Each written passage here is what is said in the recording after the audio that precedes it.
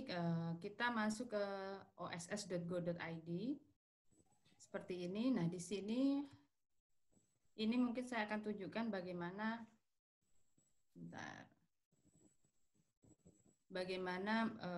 nanti memohonkan izin usaha jasa konstruksi di OSS.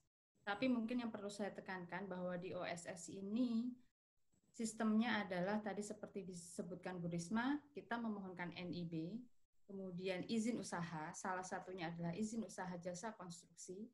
Namun izin usaha ini statusnya masih belum efektif yang dari OSS. Lalu sistem ini akan mengirimkan kepada sistem yang berwenang, bisa kementerian kalau PMA atau ke DPM PTSP daerah kalau itu PMDN. Artinya kita tidak bisa mendapatkan izin usaha jasa konstruksi langsung efektif tanpa verifikasi. Jadi yang kita dapat adalah IUJK tidak efektif dulu dari OSS, kemudian akan diverifikasi. Itu untuk izin-izin yang memang baru ya, yang belum punya izin usaha lama. Nanti kalau DPMPTS sudah menotifikasi, maka akan jadi berubah menjadi efektif. Oke. Nah, ini adalah tampilan website depan. Di sini sebenarnya saya ingin menekankan juga banyak sekali informasi yang kita bisa belajar dari website depan ini. Di sini tidak hanya tombol-tombol yang informasinya di dalam sangat detail, termasuk ada informasi petunjuk teknis. Di sini ada petunjuk teknisnya itu bermacam-macam, ada hasil migrasi, registrasi, non perseorangan, perseorangan, itu semua bisa di-download. Kemudian ada referensi, ini ada peraturan-peraturan permen di dalam sini, kemudian KBLI, daftar perizinan, itu semua bisa kita cek. Misalnya kita cek, kita klik daftar perizinan, kita cari jasa konstruksi. Nah, di sini misalnya IUJK ini bisa diklik 2 kali. Klik. Nah, di sini akan muncul yang masuk izin ini KBLI-nya apa saja, ini ada daftarnya banyak sekali. Di sini ada sampai 19 halaman. Jadi ini untuk mengecek kenapa kok saya nggak dapat izin usaha jasa konstruksi, misalnya sudah mengklik KBLI. Oh, ternyata memang KBLI saya sebenarnya nggak masuk ke dalam mapping izin usaha jasa konstruksi. Jadi Bapak Ibu bisa mengeksplor dari informasi di sini. Terus di sini ada bidang spesifik. Oh, ternyata oke, kalau pekerjaan konstruksi itu kewenangannya ke DPM PTSP, berarti saya tindak lanjutnya ke kabupaten. Oh, ternyata kalau saya PMA larinya ke pusat. Jadi di sini sangat banyak informasi yang bisa dimanfaatkan. Seperti itu. Misalnya KBLI ini izin usahanya apa, itu juga bisa diklik di sini, misalnya apa ya. Misalnya kita tidak tahu, misalnya saya bidang usahanya A, lalu izin usahanya apa, kita tidak tahu, kita cari dulu KBLI yang cocok. Misalnya ini.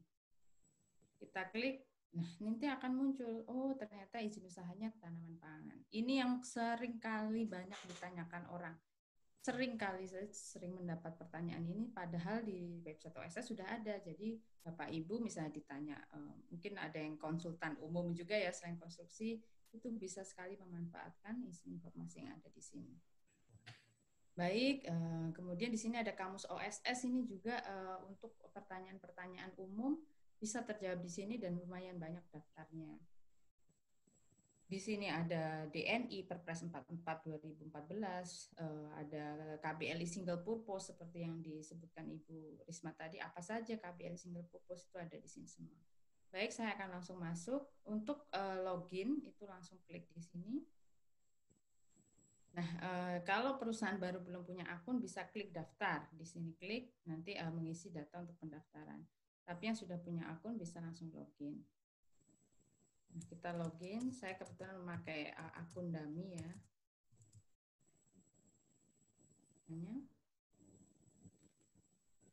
Tampilannya seperti ini. Ya, maaf Ibu Nisya, suaranya kurang tertangkap oleh para peserta. Ini kita baru dapat message ini. Mungkin agak diperkeras Ibu. Oke. Ya. Kalau begini sudah Pak? Ya, udah boleh. Ya. Oke, Sedikit siap. lagi Bu, sedikit lagi. Oh, harus agak kenceng ya? Belum Ya. sarapan Pak. Baik. Baik, ini adalah menu-menu yang ada di home-nya pemohon. Nah, ini di sini ada permohonan. Kalau permohonan baru itu lewat sini permohonan. Kalau dia sudah punya izin tapi mau melakukan perubahan apapun itu, melalui menu perubahan. Di situ ada non perseorangan, perseorangan, atau IUMK. Lalu kalau mau menambah itu bisa ke pengembangan. Maaf ini tertutup oleh. Nah, oke. Nah, terus kemudian pengembangan, lalu pencabutan ini untuk pencabutan likuidasi, KPM ini untuk pelaporan. Ini fasilitas ini adalah untuk fasilitas penanaman modal, ada pembebasan bea masuk, tax holiday, tax allowance, vokasi, dan investment allowance. Semuanya di situ ada petunjuk dan kapan bisa digunakan. Oke, untuk permohonan baru kita bisa klik ke perizinan berusaha. Ini yang totali baru ya, biar lengkap.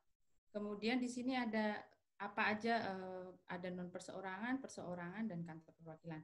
Untuk non perseorangan ini terbreakdown dan ada penjelasan masing-masing. Ada PT, CV, firma. Kita contohkan misalnya PT. Oke, kita klik pendaftaran. Di sini ada penjelasannya, PT adalah apa, kemudian CV apa, firma apa. Jadi tinggal diharapkan pelaku usaha tidak akan salah memilih. Oke. Nah, kita kalau PT, kita hanya ada opsi pilihan ambil data legalitas dari Kumham. Kita ambil, ini karena akun dummy, jadi kita bisa memakai nama perusahaan ya. Inkindo tes gitu ya. Oke. Ibu Nesia masih kurang terdengar, ini ada beberapa chat Ibu. Oh, masih kurang keras ya Pak ya? Ya, lembut sekali suara Ibu itu. Ya. Coba saya cabut headsetnya coba ya Pak. Ya, baik Ibu. Kalau begini lebih jelas? Ya, oke Bu. Oke, nah Inkindo tes, kemudian kita ambil. Ya, nah ini adalah data dari Kumham. Ada beberapa yang tidak bisa diubah karena memang mengubahnya harus di akta, tapi ada beberapa yang bisa kita ubah, misalnya email gitu ya. Isi emailnya, oke, ada data-data lain misalnya alamat mau dilengkapi masih bisa, tapi kabupaten kota tidak bisa diubah. Jadi saya agak ngebut ya. Oke, ini data-data tidak bisa diubah karena semua dari Kumham, harus mengambil dari Kumham. Oke, kita lanjut. Nah, di sini data maksud dan tujuan. Kita bisa tambah, tapi ini hanya ada di akun dummy. Misalnya konstruksi. Kalau di akun Bapak Ibu realnya, maka data itu tidak bisa diubah dan hanya bisa ditambahkan di Kumham. Misalnya kita pilih konstruksi bangunan gedung. Jadi ini saya tambahkan karena ini di akun dummy. Jadi kalau di akun Bapak Ibu real, itu tidak ada tombol tambah ini. Hanya ini langsung ada. Kalau misalnya di sini ternyata yang Bapak Ibu maksud tidak ada, berarti memang data dari Kumhamnya tidak ada, sehingga silakan menghubungi notaris. Oke. Kemudian kita lanjut. Gimana suara saya masih lembut? Saya udah teriak ini, Pak. Lembutnya tetap Bu, tapi volumenya udah agak tinggi. Terima kasih Bu. Oke, siap. Oke, kita centang disclaimer, ini baru step legalitas ya. Istilahnya kita menarik data-data legalitas dari AHU. Sekarang masuk ke step NIB. NIB itu apa? Jadi kita memasukkan KBLI yang memang akan kita jalankan di NIB itu. Oke, kita lanjut. Step 2. Nah, ini ada KBLI. NIB kita masih kosong nih. Kita mau menjalankan usaha apa? Kita pilih KBLI yang kita mau jalankan. Misalnya tadi konstruksi, coba kita scroll, kita pilih 41 kalau nggak salah ya, sekitar 41. Nah ini, ada 4101, misalnya ini ya, konstruksi gedung tempat tinggal. Kita pilih detail KBLI-nya, di sini hanya satu pilihan, kita pilih saja. Karena ini adalah berdasarkan mapping-mapping, jadi ada beberapa KBLI yang nanti akan ke breakdown menjadi beberapa. Nah, kebetulan yang ini hanya satu. Lalu ini harus dibaca dengan benar-benar, terutama untuk PMA, karena ini terkait dengan Perpres, aturan DNI, Perpres 44 2016. Misalnya ini ya, kita pilih menggunakan teknologi sederhana, kurang dari 50 miliar proyeknya. Kemudian kita simpan.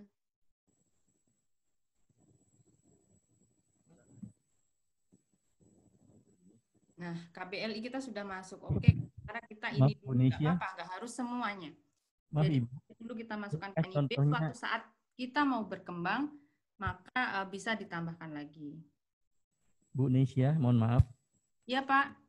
Kalau bisa contohnya ke jasa konsultansi konstruksi, Bu. Karena itu sesuai dengan organisasi kami, Bu. Oh oke, jadi berapa Pak KBLI-nya Pak?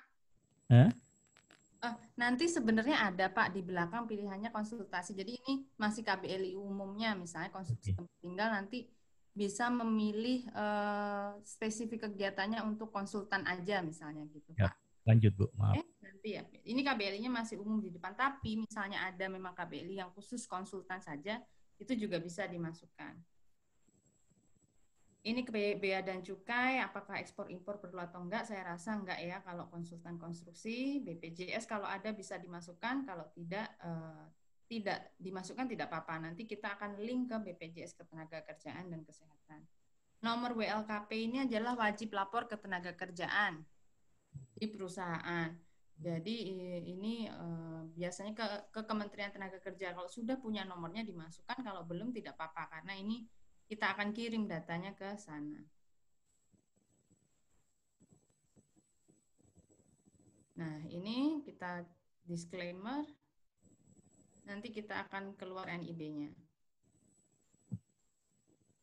NIB kita cetak. Ya, NIB keluar dalam waktu kurang dari 10 menit. Apalagi kalau data di Kumhamnya sudah ada. Jadi justru tadi kita nggak perlu tambah-tambah maksud dan tujuan, itu mungkin akan lebih cepat lagi. Kalau NIB memang pada prinsipnya mudah ya dan gampang. Mungkin yang agak isian yang agak banyak adalah di step izin usaha. Kita lanjutkan ke step izin usaha. Tadi saya klik lanjut ya. Maaf tadi saya lupa tidak jelaskan. Klik lanjutkan ke izin usaha. Kita pilih tadi perusahaan kita pilih NIB-nya. Kita lanjutkan. Nah, ini ada, kita pilih dulu. Mana misalnya ada 10 daftar KBLI di NIB, nanti akan muncul 10. Nah, diisi satu-satu. Mana yang kita mau proses IUJK-nya. Kita proses. Nah, ini ada pilihan kegiatan utama, pendukung, atau kantor cabang. Kalau dia kegiatan yang dipilih itu memang komersial, itu artinya kita pilih utama. Kalau pendukung itu dia tidak komersial dan hanya sebagai pendukung dari kegiatan utamanya. Kalau kantor cabang ini juga dia tidak melakukan komersial, jadi dia hanya administrasi saja. Kita pilih utama, jadi umumnya utama. NPWP apakah berbeda dengan kantor pusat? Kadang ada yang punya beberapa NPWP, tapi kalau tidak punya, kita jawab tidak. Kalau punya, kita bisa input nama kegiatan, misalnya konsultan.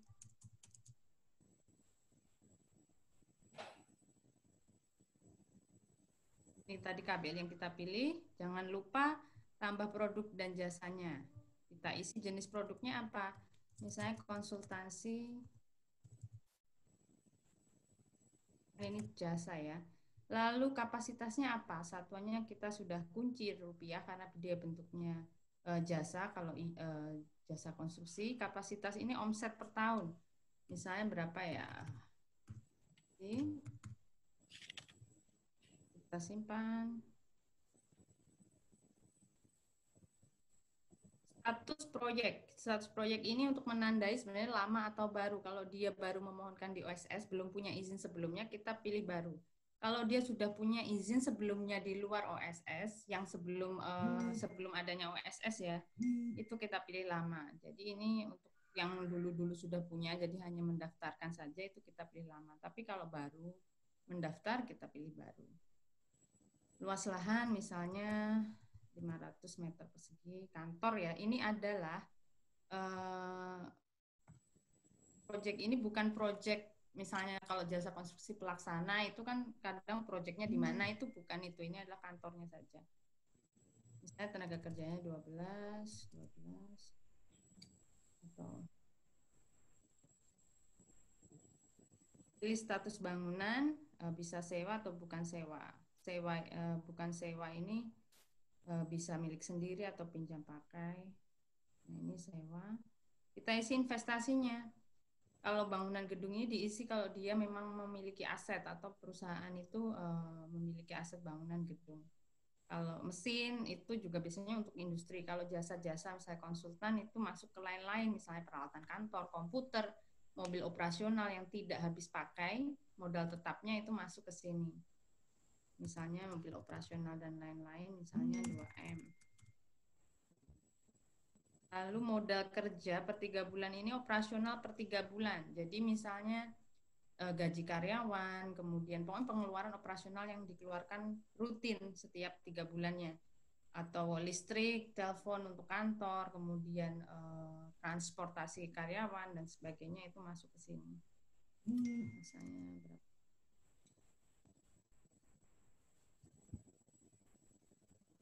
Oke, kita lanjut.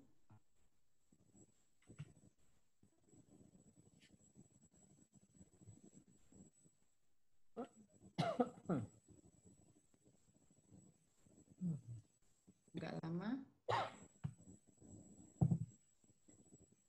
Kemudian nama penanggung jawab proyek kita isi ini tadi saya di pojok atas sesuai dengan nama direkturnya misalnya.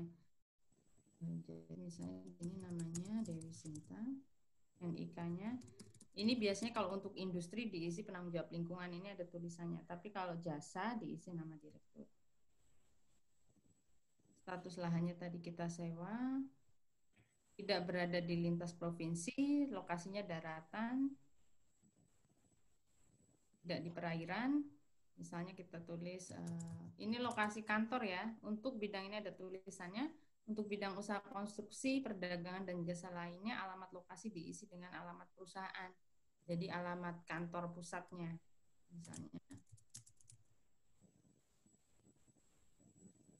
Ini kita pilih DKI ya. Oke. Jakarta Selatan. Misalnya, apa ya?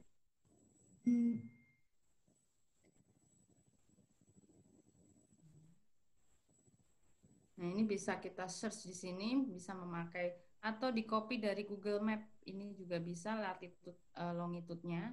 Misalnya susah mencari dalam peta sini, kita bisa search by nama titiknya ya.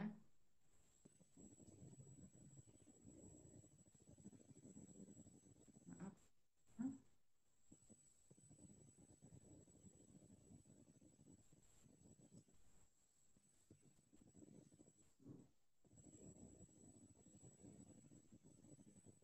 Ini kadang agak lama ini. Mungkin saya skip ya, tapi ini bisa di copy dari Google Map kalau mau cepat. Kita next.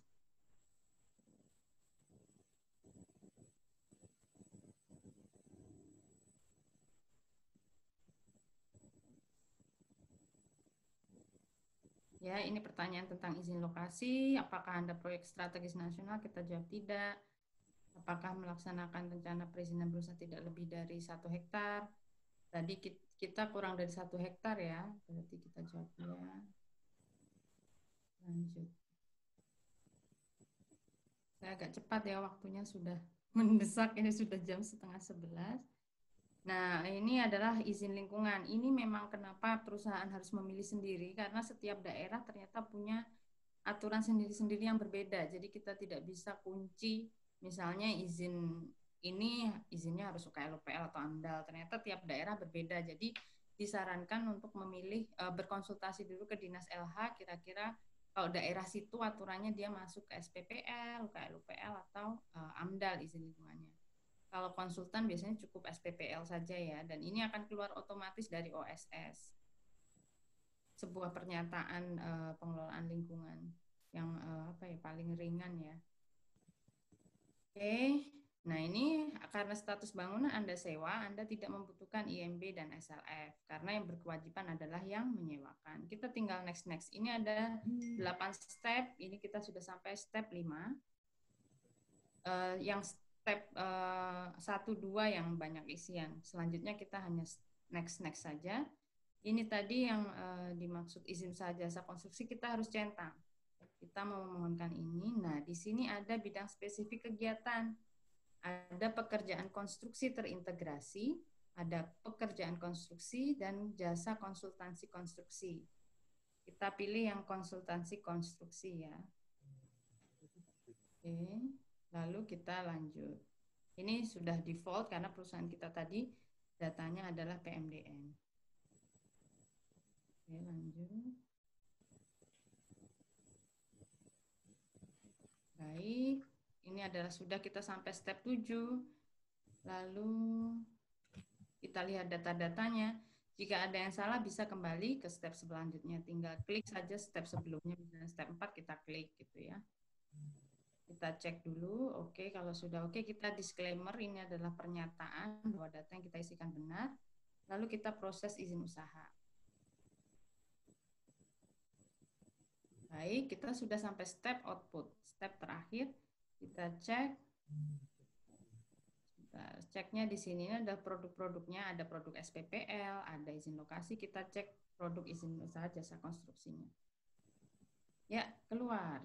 Izin usaha jasa konstruksi, PT Inkindo Tes, kita lihat di sini pelaku usaha wajib menyelesaikan komitmen sesuai peraturan perundang-undangan. Artinya, tadi yang saya ceritakan bahwa ini harus ditindaklanjuti ke DPM PTSP untuk diefektifkan. Ini kita lihat lampirannya, tadi ada 1 KBLI. Kalau kita memohonkan misalnya berapa, akan ada beberapa baris di sini. Seperti itu. Nanti kalau sudah diefektifkan, di sini akan berubah kata-katanya bahwa izin usaha ini sudah berlaku efektif. Seperti itu, ada tulisan berlaku efektif. Kalau masih seperti ini artinya tidak efektif.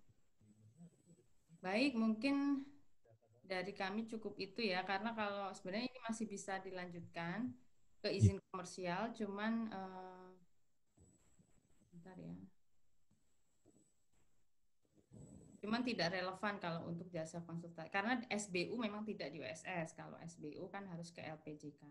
Iya, iya. Izin komersial yang dari OSS, jadi cukup sampai ke step izin usaha. Iya. Izin usaha yang lain bisa lanjut ke izin komersial misalnya diperlukan. Seperti itu. Mungkin dari saya seperti itu.